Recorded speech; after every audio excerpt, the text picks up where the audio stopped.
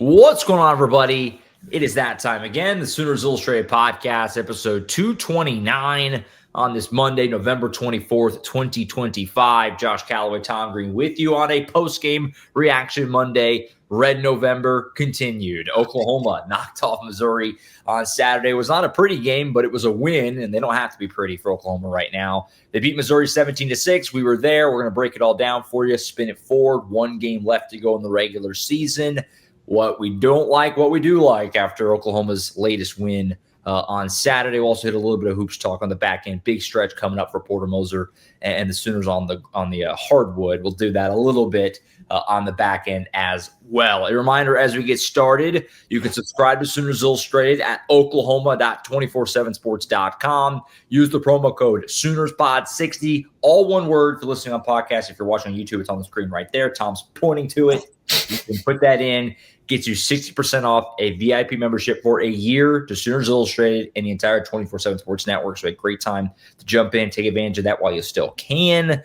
A big December, I think, awaits us, and we'll be glad to have you aboard for the rest of the way here on Sooners Illustrated. All right, Tom, let's go ahead and get into it. Oklahoma beat Missouri on Saturday, 17-6. The word of the day was grimy, as Brent Venables put it, and I think it's a pretty apt word. This was not a pretty football game. I watched it back this morning, and the second half was if you're just a casual football fan, was probably not the most exhilarating game in the world. Neither offense could do anything the last quarter and a half of this game. But that's kind of, I said this a few times this year, right? That's kind of the formula for Oklahoma. Defense, offense didn't turn it over, and you win games that way. I mean, the takeaway for you, the top one, this defense is unreal, but the offense, gross, obviously. And look, they don't have to be pretty. Oklahoma has bought themselves that. You just got to win. Mm-hmm. But this was the definition of like a grinded out, grimy win on Saturday. Yeah, I think my takeaway at this point of the season is that, look, this team's not going to win any beauty pageants. No. It's the type of team that is going to drag you into deep water and just grind out a win, like you said. It's going to be nasty. It's going to be grimy. Like, that defense is going to be doing the heavy lifting, and the offense is going to need to do just enough. And for as ugly as things were offensively in this one, that second quarter stretch where they had 140 yards of offense in the second quarter, back-to-back touchdown drives, including the longest play of the season for the offense. Like, they're making plays when they need to. You'd love for them to make more plays.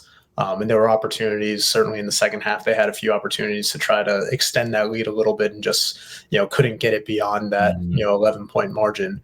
But with the way this defense is playing, this offense doesn't need to put up video game numbers. I think we said it before the season, if you can average like 28 points a game, you're going to feel confident with how good this defense is. And, right now I think they're just a tick below 28 points per game on the season, and this defense is doing what we all expected to, holding opponents below 14 points a game, I think. And look, that's their winning formula. Great defense. Yep. Stellar special teams play. We saw that again in this one, another, long Tate Sandell field goal, plus a blocked field goal for the second week in a row on the other side. And the offense just finding enough to kind of grind it out. That's just my biggest takeaway, is that they found a winning formula, but it's not a pretty formula at all.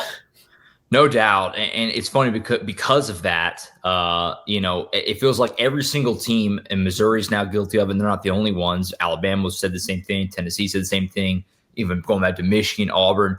They come out of the game feeling like, man, we could have won that game. But that's what Oklahoma does to you. The offense is nothing spectacular by any means, and we'll get into it. But that's what they do. The defense is just so good, and the offense right now, at the very least, is not making mistakes. And that's what we talked about last week after the Alabama game. I said that was basically the embodiment of that, what we talked about all offseason, where it was, man, if the offense could just not lose them games, they'd have a chance. That's what the offense has done the last couple of weeks, and really going back to Tennessee, and to an extent, kind of all year. Obviously, it was better early in the year, but you get the idea where if this offense just doesn't blow it, can score a little, don't turn it over, they're going to have a chance to win games. And that's what they did.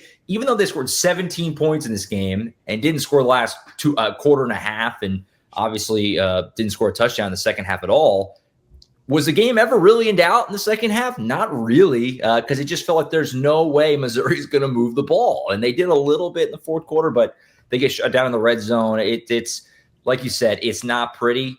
That's not, Oklahoma's not going to blow anyone away. And because of that, everyone thinks this Oklahoma team is, nationally, and I think a lot of fan bases are like, we can beat Oklahoma because look at it, their offense stinks or whatever, but they get you in it, they muck it up, and this is what they do, so it's deserves a lot of credit. Brent Venables in this defense is just unreal, and they were as dominant as they've been in any game in the last 4 years on Saturday. And I joked about with Colin in the instant reaction on Saturday night. This is we're basically just 2017, 2018 Oklahoma. It's just the other way, where back then it was, boy, this offense is going to score 50 every game. If the defense can just get a couple of stops, we're saying the complete opposite. It's like if the offense can just get a couple of scores, they're going to have a chance. And because of that, I do think Oklahoma, look, I don't know if they're going to win a national title, and we'll talk big picture at the end. But, I do legitimately think against almost anyone that are going to be in it, they're going to have a chance because what the defense is doing right now. Tom, I want to obviously get into that first, and we'll do a bit about the offense. We'll get into that in a minute as well, obviously. But defensively, the conversation we talked about on Friday in the game preview, Ahmad Hardy, the nation's leading rusher, this Missouri rushing attack, which is so good. They're getting Bo Pribula back. He played his first game. I thought he looked pretty good from a health perspective. First drive, he's running around. I'm thinking, dude, he looks great, And boy, after that first drive where they went 8+ minutes and moved the ball, had to settle for a field goal, but moved the ball. I mean, they couldn't do anything. Ahmad Hardy finishes 57 yards on just over 3 yards a carry. This defense was unreal in the second half. Missouri couldn't get first downs. What can you say? I mean, we talked about it all year. I don't know what new ground we're really covering. It just continues to blow me away how good this defense is over and over and over every single week. It's unreal. They were unreal dominant in this one. Yeah, and I think throughout the stadium, there was a little bit of an uneasy feeling on that opening drive. Oh, yeah. Look, Missouri wasn't getting any big plays. I think their longest play on that drive was 8 yards, but they were just chipping away slowly and surely, 3, 4, 5 yards at a time. And like you said, took over half the first quarter off the clock. And you're like, okay, that seems like a bad sign. But Oklahoma wasn't panicked at all about that. It was kind of like, we heard Brent Venables talk about it after, but it's like that first drive, they're trying to figure out what they can get away with. Can they play with the light box? Can they, try a couple different things here and there? And then it's like, okay, this is what Missouri wants to do. Let us adjust. Mm-hmm. And they adjusted. Missouri had 45 rushing yards on that 54-yard opening drive. Yeah. They had 25 the rest of the game, including 0 in the second half. Oklahoma's defense just absolutely turned their water off, turned their electricity off, evicted them from their house, probably bulldozed the house while they were at it to build something else there. But it was just an utterly dominant defensive performance. And, it started with that run defense and bottling up, a Missouri rushing attack that, entered the day, 6th in the nation, averaging over 220 rushing yards per game. And to hold them 150 below that is remarkable. Their worst performance of the season, and their worst since last season's loss to Texas A&M, I believe, in October. But the rest of the defense deserves some credit too for not really letting Bo Pribula impact this game. He had 230 passing yards, but threw a pair of interceptions, including what was a pretty pivotal one that Jacoby Johnson had right after Reggie Powers got ejected, right? And Missouri kind of extended the drive due to that targeting penalty after a third down stop. But also, they got 4 sacks. Third game in a row, they've got 4 sacks, 12 over the last 3 wins. Really, over the last 4 wins, I think they're at 18 now because they had 6 against South Carolina. Yeah. They lead the nation in sacks. They're second in the nation in sack rate, just behind Texas A&M, marginally. It's this is an utterly dominant defense at all levels right now. It's like you said, we're running out of words to describe it, but this is what Brent Venables does. He puts together insane defenses, and in year 4, with a lot of these guys that have been in the system for multiple years, the depth that they have throughout the lineup, and with him calling plays, it's just remarkable. And what they were able to do pressuring Bo Pribula in this one, they weren't even blitzing a whole lot. I think they only blitzed on like 30% of his dropbacks compared to like you look at last week against Alabama where they blitzed Ty Simpson on like 60-something% of his dropbacks. Like they just kind of imposed their will on this one and did it without having to be super fancy or exotic. Right, and they're doing it all without R. Mason Thomas, which is just, I mean, he's their best player, and it doesn't even matter. And that's the thing that continues to blow my mind. And Brent Venables put it very well post-game. He was kind of asked about the offense and the defense kind of just answering the bell over and over, and how he kind of says to the defense, like, hey, man, you guys aren't the offensive coordinator. Don't worry about what's going on offense. Like, just relish the opportunity to go stop them again and again and again. And that's what they do. Like, the offense sucked in the second half of this game. They weren't giving them nothing. It was like, man, if they could just put one drive, this game's over. And they just kept not doing it. And it just didn't matter. Defense just kept going out there every couple of minutes, it felt like, of game time, and getting another stop, and getting another stop, and getting another stop. And like I said, no Armisen Thomas, no Gentry Williams. You mentioned Reggie Powers gets ejected. They don't miss a beat. Like, it just keeps on rolling. Owen Heineke was really good again. Grayson Halton, I thought, was really, really good in this game. Taylor Wine continues to just be unreal. You mentioned Peyton Bowen blocked the field goal. They get a couple of interceptions. Jacoby Johnson, that was a great play, kind of reading that play all the way and making a good job on the football to catch it. It's just so much fun, and it's just so good. I mean, it's just I have no complaints. Like, I can't even muster one for what they're doing defensively right now. They're just answering the bell, and no matter how tough the situation they get put in, no matter who they're missing, no matter how good the offense is playing, no matter where they're at on the field, no matter who they're facing, the best running back in the country statistically coming in, they just keep it rolling. It just keeps on rolling. It's nuts. And Brent Venables and the staff, you can't give enough credit for it. It's unbelievable. Yeah, it's remarkable. Like, you look at Missouri's second half drive chart. We talked about it. They got 0 net rushing yards in the second half, which is just ridiculous to begin with. Yeah. But in the second half, 4 and out, 3 and out, interception, 3 and out, 3 and out, interception, turnover on downs. Like, that's I don't know. I just don't have words to describe it right now. It's just thoroughly impressive what they've been able to do. It might be the best defense in the country. I mean, it's right in that conversation. I mean, I don't watch every other team in full every weekend, right? So it's hard for me to have the wide view, but boy, I don't know of a defense that's dominating games like this with an offense that's not really doing much and just beating good teams over and over. It might be the best defense in the country. It is, in my mind, no doubt, a championship level defense. I don't know. Look, they're probably not going to win a championship. Who knows with the way they're playing defensively, a national championship, but the defense is there. The defense is there where it needs to be to win a national title. The offense has got work to do. We're going to get in that in a second, but the defense is there. Yeah.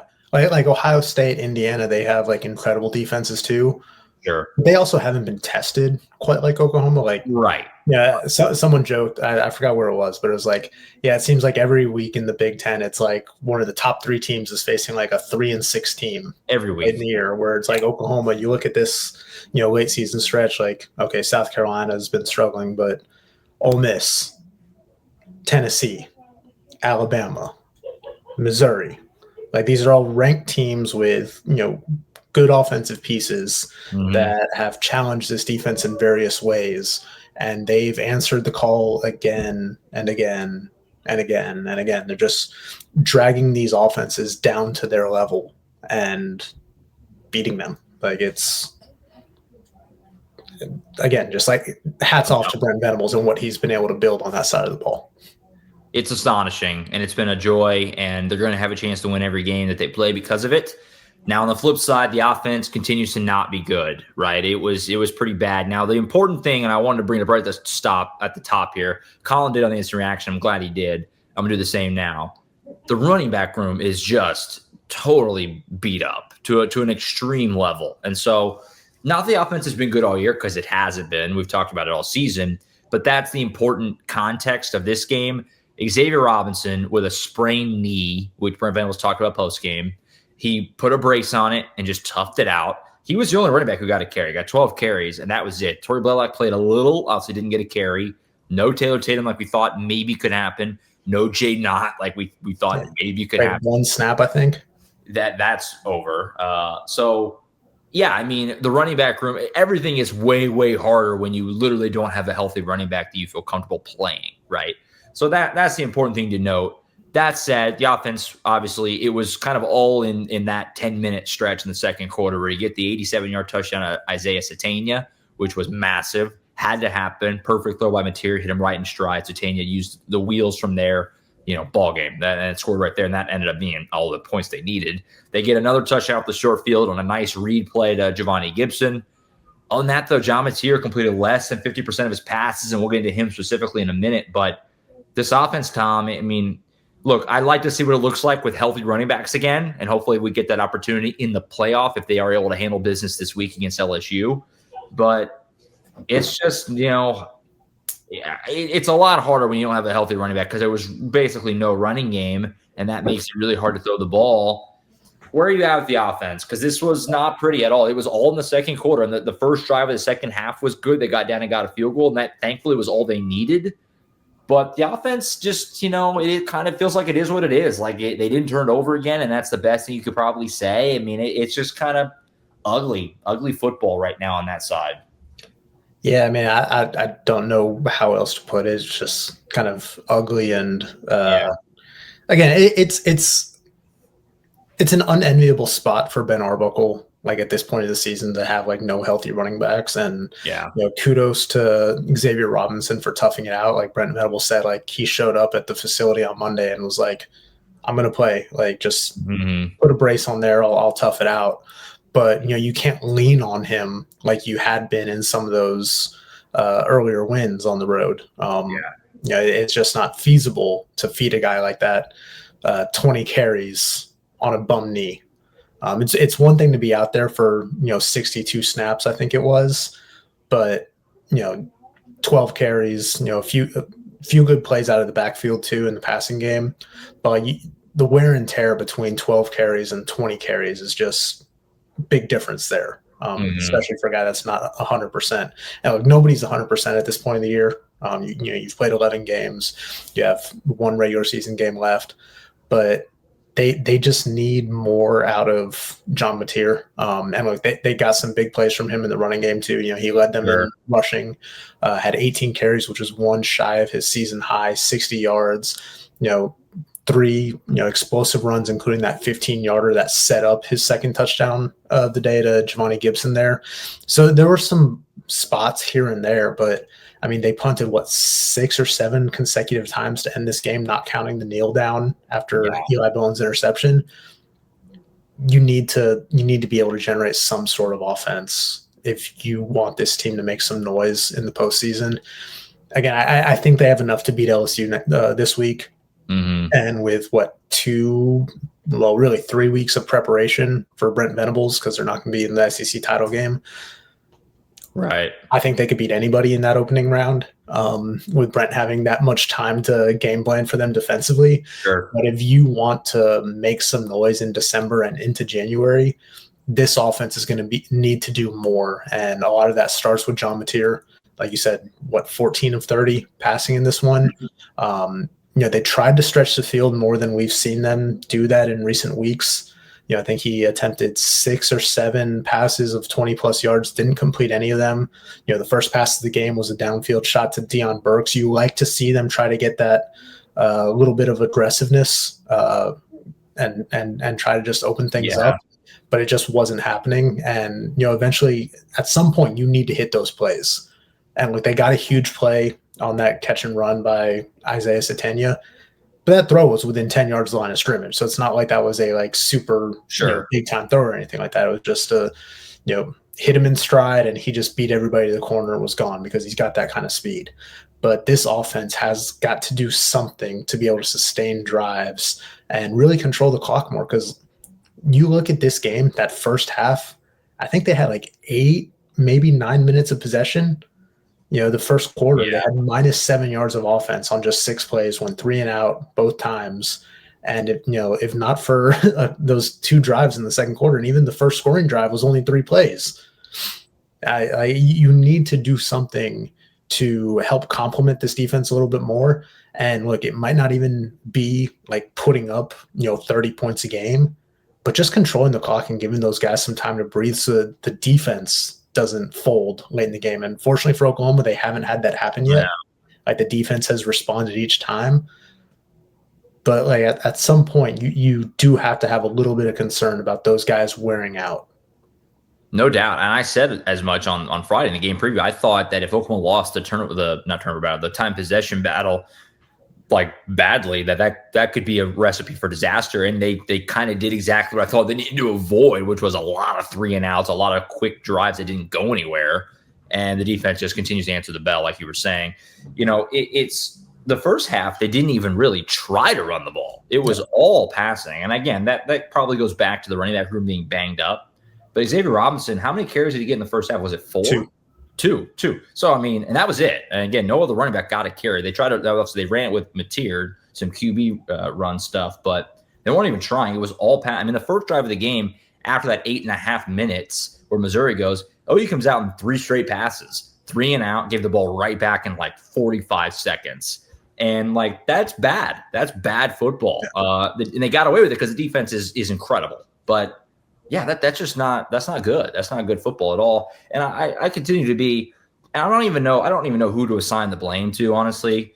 But just a horrifically disappointing year for Deion Burks. I mean, my God, dude, 8 targets, 2 catches, -2 yards.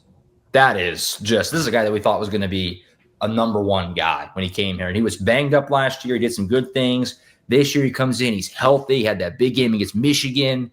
And it just, for whatever reason, it has just not continued. And I don't think it's all his fault, but like Isaiah Satane is making plays. Giovanni Gibson got in the end zone. Like, other guys are doing things, and Satane has been the only guy consistently productive every week. And Deion Burks, man, they tried to get him going, and it just didn't happen. Didn't happen in this game at all, which is just a shame, because I think we all thought he was in store for potentially a big year, and it didn't happen. You mentioned Mateer. Just how are you feeling about him in general? Like you said, he needs to play better. 14 of 30, 173, 2 touchdowns. Again, no turnovers. That's something. Got close. I think once he had a ball that was kind of scary, but he got away with it, which he's been getting away with it lately. The pass to Satania was on the money, hit him right in stride. I thought the Giovanni Gibson, good read, good throw. Like you said, had a couple of nice runs.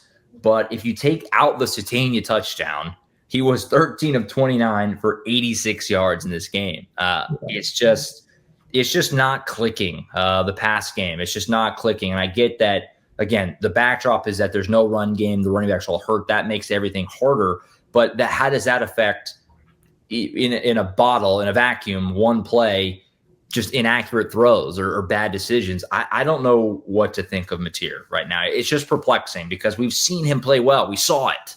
And he's just not doing it right now, and it hasn't been doing it for a while. And I don't know. Where are you at with Mateer as far as what's the issue?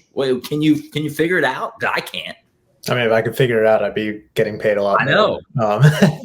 But no, I think some of it is a credit to Missouri's defense, which again is very good unit. They faced some really good defenses during this second half of the season, for sure. But at some point, like, he needs to make the plays that are there. Some of those downfield passes, he had opportunities to make those plays.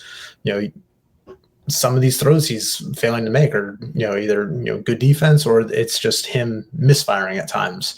And I think that's at some point, like, it needs to fall on him to create those plays. I will say, like, one thing that I think is different about, like, him struggling some versus like last year when they got bad quarterback play is, I think John Mateer, like, they believe in him as a leader. Like, I don't know, you could say about like a Jackson Arnold, like, who just did not really have much of a presence on that offense.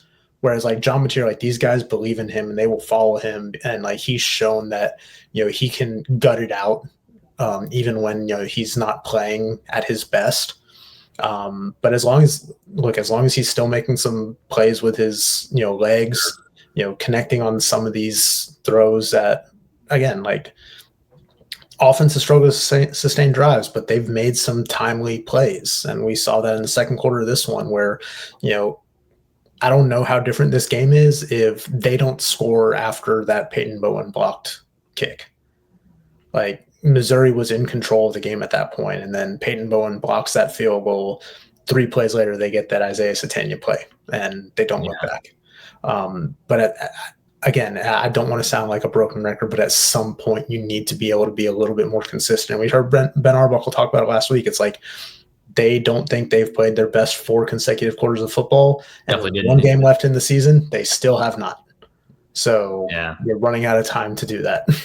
Yeah, and I mean, maybe I'm just an idiot, which is totally possible. I still feel like John Mateer can be really good. Like I partially because we saw it, and that's the thing that I've talked about before. Like we a lot of the public perception and some fans are guilty of it too, of this belief of like this is what he's been all year, and it's like no, man, no, he was not like this earlier in the year. And was he perfect? Obviously not. He had turnover-worthy plays against Michigan and Auburn and all that, but he was leading the Heisman race for a reason. He was awesome in those games, and the inaccuracy is just crazy and making bad decisions. And, there's that play against Michigan. If you go back and watch the highlights, it's a different dude. That play against Michigan where he steps up in the pocket, like bounces off a guy, breaks a tackle, and just rips it to Satania down the sideline for like 20 yards or whatever in the red zone.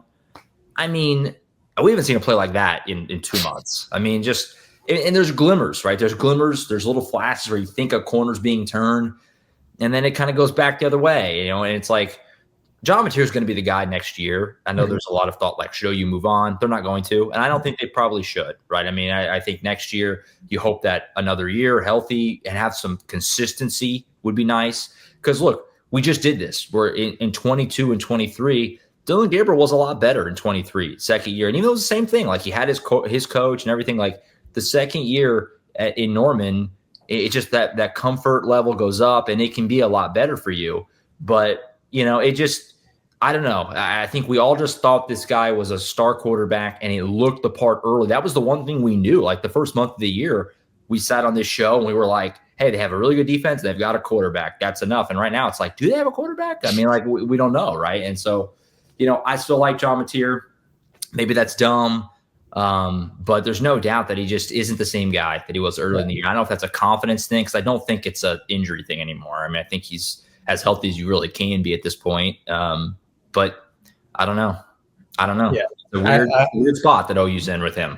Yeah, like I don't want to make this about like looking ahead to next year because this year's team still has like so much in front of it. Sure. But to your point, I think like he's going to be the guy next year. I would be floored if he was not. But, having a full off season to recover and rest after that hand injury and the knee injury earlier in the season too.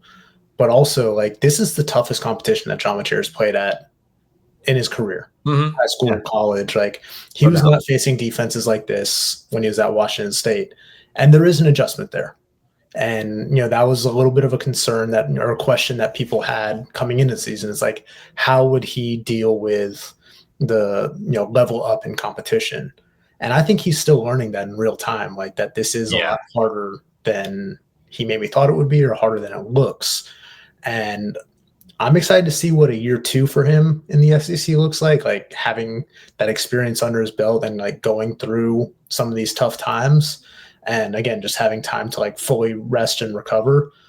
But in the short term, they still need him to find a way to ignite this offense down the stretch. Because like you said, this is a championship caliber defense. And the offense is better than where it was last year. Like that is low bar, but that is a low bar, but they have cleared that bar. And we talked about it all offseason. It's like if the offense can just make enough plays to not let the defense down. And really, for the most part, they've done that this year. Right. But can they get enough down this stretch here to kind of pull this team across the finish line, shore up a playoff berth this weekend, and maybe make some noise in December and into January? Yeah, on that note, as we spin it forward, as we always do. So they got LSU coming in this weekend, obviously. Final game of the regular season, LSU's limping in. They were pushed by Western Kentucky on Saturday. I mean, I do think LSU still has a lot of talent over there. Obviously, it's a really good roster. They were a top 5 team in the preseason. But it's a game you're feeling good about, obviously. Who they're playing. Garrett Nussmeier not going to play, doesn't sound like. It'll be Michael Van Buren, more than likely, coming in here next weekend. You win that game, you're in. Now, I still don't know about the whole hosting thing. We'll see where the rankings fall on Tuesday night. I think you have a good shot at hosting, but I don't think it's like a 100% thing. But the question, you kind of were touching on it there, but like, can Oklahoma continue to win this way? Like, is this sustainable? Like, because I think this week, LSU coming in, it's going to look about the same, right? I mean, I'm thinking, I'm expecting a pretty similar game. Like, the defense is going to have to dominate, and the offense will hopefully get 20, 24 points on the board, and that's hopefully enough, right, to win. But is that sustainable in the long run into the playoff? Like, where are you at with Oklahoma right now in terms of like this offense and the way the defense is playing, and the special teams obviously is great. Sandell is unreal. He's going to win a Groza. I have to imagine he's at least the favorite right now. But can they continue to win like this with an offense that's just kind of middling, just kind of doing just enough? Where are you at with what the long-term thoughts are with this team right now? Because I think, again, I'm with them to win this week. I think you probably are too, and get to the playoff. But like, what's realistic to expect when they get there? What is this sustainable? This method of winning right now? I think it's sustainable this week, and again, with multiple weeks off before a first round game. That is big. Like, Thomas back theoretically. Well, yeah, between that and, again, like I said earlier, you give Brent Venables 2 to 3 weeks to game plan for a team that he knows he's going to face. I think Oklahoma can win a first round game and get to the quarterfinals. Beyond that, because once you get there, you're talking about you're playing the top, 7 or 8 teams in the country. The bracket right now would have them playing Ohio State. Now we'll see how the bracket shakes out, but that's the level of team that you'd be playing. Yeah, and I don't think that they have the firepower right now to keep pace with an Ohio State, with the way Julian Sand's been playing, with Carnell Tate, with Jeremiah Smith. Like, they've got dudes over there at Ohio State, and many champs. This defense will keep them in any game, but I just don't think that they have the offense right now to win a game against an Ohio State. But again, like, get to the playoffs, we'll see. Anything can happen. But again, I think as this team is constructed right now and the way they've been winning, I think it can get them to the playoffs. I think it can get them to the quarterfinals. After that, I think it's real tough sledding if your offense is not able to sustain drives and score enough points like they've kind of struggled to do here in November. Yeah, no, I mean, I do agree. I mean, like I said, I'm expecting more of the same this week. But the hope right now, if you're an Oklahoma fan who's hoping, like, could they make a run? I don't think it's impossible. But if it's going to happen, what's going to happen is in those 3 weeks off, because they play on Saturday the 29th. The playoff isn't until the 19th or more than likely the 20th. So, I mean, you're talking 3 full weeks, almost a month, obviously. Hopefully by the time you got there on that Saturday, hopefully it would be at home. And that Xavier Robinson and Torrey Blaylock are at least mostly healthy. And like, they're at least, in a lot better situation than they are now. And then if you can run the ball a little bit and John Mateer can play well, that you don't need the offense to be as spectacular, but at least need it to be better than what it's doing right now, that you can make a run. Because like I said before, I think this defense is as good as any in the sport right now, and they're going to give you a chance. And so, yeah, I'm with you. I mean, the way it is right now, win this week, and probably, depending on the draw and everything, potentially a first-round game. But going deep into this thing, it's hard to see it with what the offense is right now. But the offense could be better. I mean, if it these running backs get healthier, and maybe even John himself, I think he's mostly pretty healthy at this point, gets a few weeks off, maybe a little bit of a reset for him. He'll play. I mean, who knows, right? I mean, I'm just trying to give you the most rosy picture possible. But I do think even as it is now, I mean, I think they're going to win this week, and I think they have a good shot at the first round. But like you said, to go beat an Ohio State or maybe even an Indiana or an A&M or whatever, like, you're going to need to play better offensively. So we'll see. I mean, it's a heck of a year. I mean, at the end of the day, the year is already a massive success. it would be very painful to lose this weekend. Don't get me wrong. They need to handle their business, but 10 wins and a spot in the playoff, you're kind of playing house money at that point. I mean, it's been a massively successful season, no matter no matter what happens the rest of the way. Although Saturday would obviously be a gut punch if you can't finish this thing off. But it's been a heck of a year, and we'll see. We'll see what happens. If you get in the dance, you got a shot, right? So yeah, because what was the Vegas over under at the start of the year? Was it 6.5? 6.5 or 7.5? I can't remember. They're over. I think a lot of people had it at 6.5 just because of the schedule. And I know before the season we discussed that 8 wins would be a successful season against that schedule. Sure, and they've cleared that bar. Right. I agree. Like if you lose this weekend, it is a little bit of a disappointment just because of the position that you put yourself in. But 9-3 or probably more than likely 10-2 with a playoff berth is a very successful season. And like finally, Brent Venables having a little bit of proof of concept here in year 4 that it takes some time to build it, but when he gets his fingerprints on that defense, like he can put together a championship caliber defense. Now it's just a matter of can he get that offense back to where it needs to be? Because you look at those first 2 years where the offense was putting up video game numbers on the scoreboard at times. Again, still inconsistent under Jeff Levy, especially in key spots. But you're producing more points. What does that look like moving forward? Again, I don't think this needs to be an offense that averages 30 plus points a game. You certainly love that, but I think you need an offense that can at least control the ball a little bit more and capitalize on some of its opportunities. And to their credit, look, they've still converted 100% of their red zone opportunities this season. So like when they've gotten in scoring range, they come away with points. You would just like there to be more scoring opportunities. Yeah. No, look, I mean, anyone who was with us in 2023 knows I'm not the hugest Dylan Gabriel fan. I thought he was a good college quarterback, not a great one.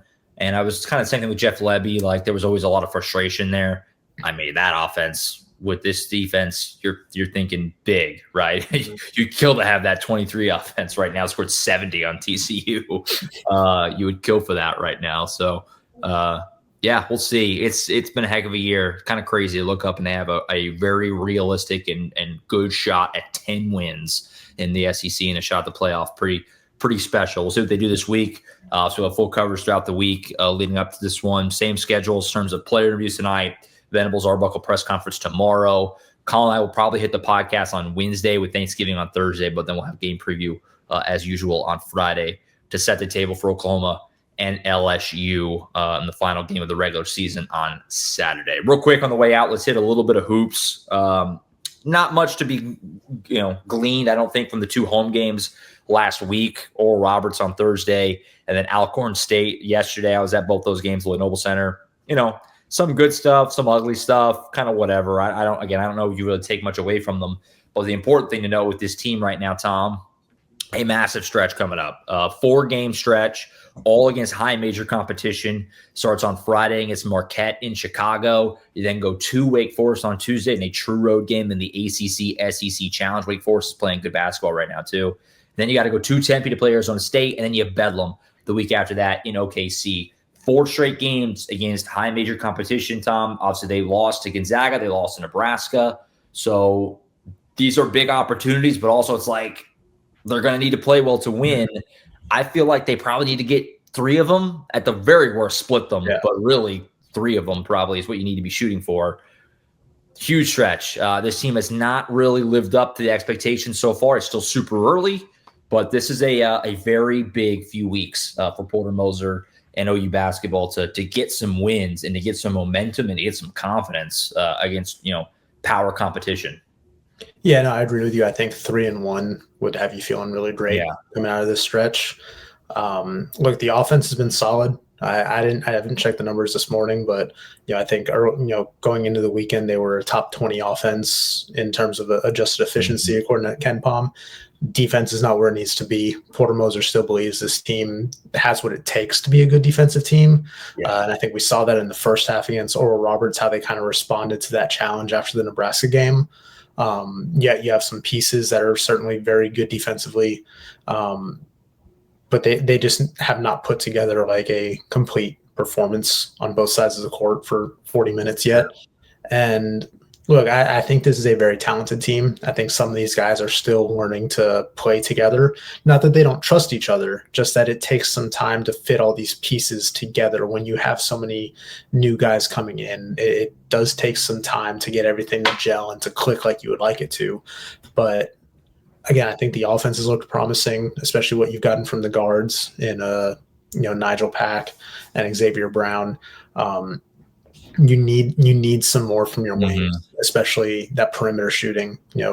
Jeff Wonko, Tay Davis, Darion Reed just have not been shooting the ball well at all. Right.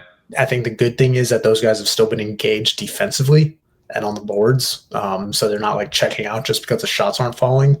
I think at some point those shots are going to start falling, at least, better than, the 10% they were shooting from beyond the arc going into the weekend. So we'll see. But yeah, a very vital stretch for them here against high major competition to really get their confidence up and kind of show that, hey, yeah, this team has some talent and this team can make some noise against good competition. For sure. No, I mean, 6 games in, I definitely wouldn't say I'm out on this team. Definitely concerned, though. I mean, it hasn't been, I think, quite what we thought it would look like. Nigel Pack has kind of been as advertised with the way he can shoot it. Xavier Brown has shown spurts. But like you said, kind of the other guys just haven't quite got it rolling just yet. And we'll see. This is a huge stretch to get some confidence. Milwaukee has had some nice things, but the foul thing still worries you with him. I did think Kai Rogers had his best minutes in an OU uniform yesterday. So, I mean, that's something. We'll see. I mean, big stretch coming up. Marquette has not been great to start the year, so that's probably one on Friday you need to win. It's going to be basically a road game in Chicago. It's obviously just a stone's throw from Milwaukee. So it's a tough spot again for Oklahoma, but we'll see. Friday afternoon against Marquette, that's a big opportunity to try and get a notable win under your belt, and then maybe you kind of get it rolling a little bit from there. So big stretch coming up for that team to just get some momentum, get some fan excitement going, because I think the fans are very down on this team after the way it started, which is, I think, fair. I think fair. So we'll see. I think there's also just a lot of excitement about football right now. Oh, I'm sure. Yeah. It's hard to spread it all out and be fully bought in when football is relevant. I still think if you could have jumped up and beat Gonzaga or something, I think you'd have a little more. But I think after those early losses, it's just kind of like, with the way football's playing, it makes it a lot easier to kind of just, check out. Yeah, for sure. So you're going to have an opportunity. Football's going to have a little time off after this weekend. You're going to have a little bit of opportunity. Got Bedlam that's in there. We'll see. Big stretch coming up for that team, and also we'll have the coverage on Sooners Illustrated throughout the next few weeks. Bedlam back in OKC. Look forward to that in a couple of Saturdays or so. I think that's it for now. Again, we'll have the podcast on Wednesday, I believe is the plan for Colin and I. Have a good Thanksgiving. Then we'll be back, Tom, Colin, and myself for the game preview on Friday. Player interviews tonight down in Norman. Brent Venables, Ben Oracle press conference on Tuesday. You can watch all that stuff, of course, every single week on the YouTube channel. Make sure to subscribe to the YouTube channel, turn on notifications so you get informed every time something gets posted. That's it for now. For Tom Green, I'm Josh Callaway. We'll see you guys later this week right back here, as always, on Sooners Illustrated. Have a happy Thanksgiving.